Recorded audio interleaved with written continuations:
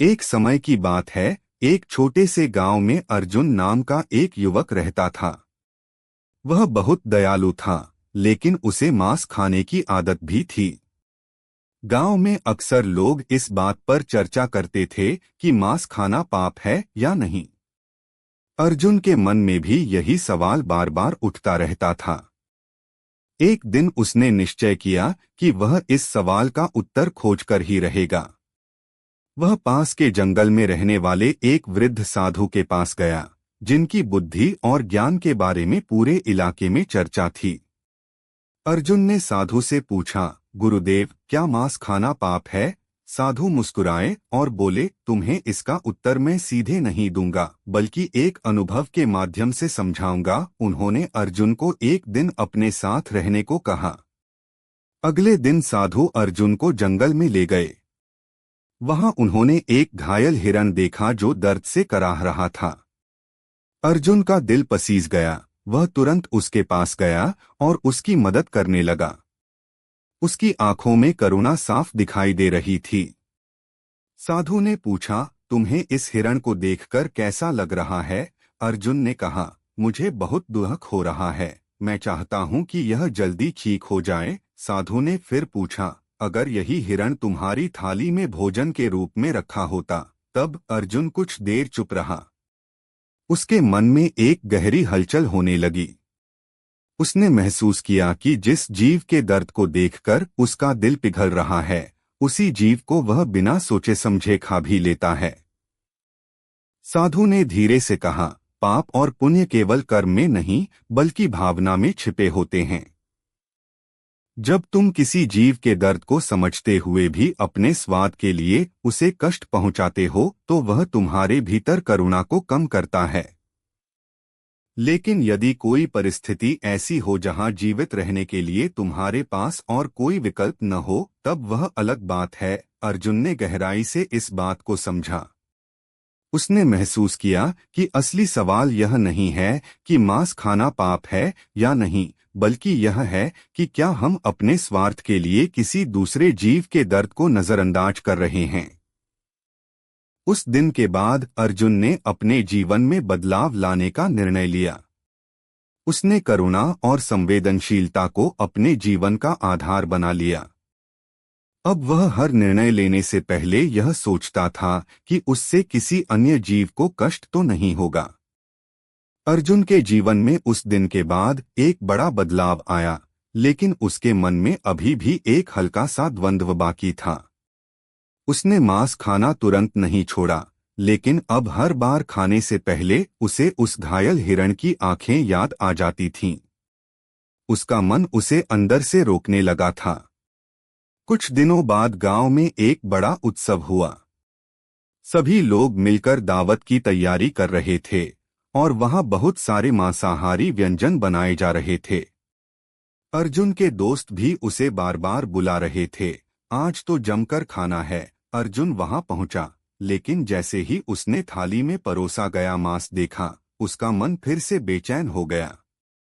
उसे लगा जैसे वह सिर्फ भोजन नहीं, बल्कि किसी जीव का जीवन देख रहा हो। उसके हाथ अपने आप रुक गए। तभी उसके एक मित्र ने मजाक उड़ाते हुए कहा, क्या हुआ अर्जुन, आज संत बन गए हो क्या? अर्जुन मुस्कुराया, लेकिन इस बार उसकी मुस्कान में गहराई थी। उसने शांत स्वर में कहा, नहीं, मैं बस समझने की कोशिश कर रहा हूं कि मेरे खाने से किसी और को कितना कष्ट होता है।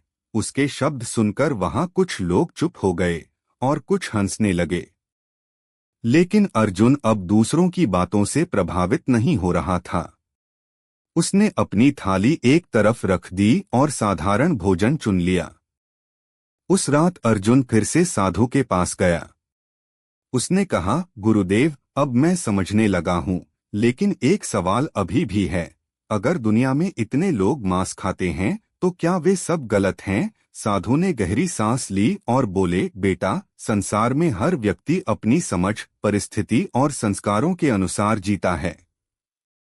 किसी को गलत ठहराना आसान है, लेकिन असली ज्ञान अपने भीतर झांकने में है। अगर तुम्हारा मन तुम्हें किसी चीज से रोक रहा है, तो वही तुम्हारा सही मार्ग है।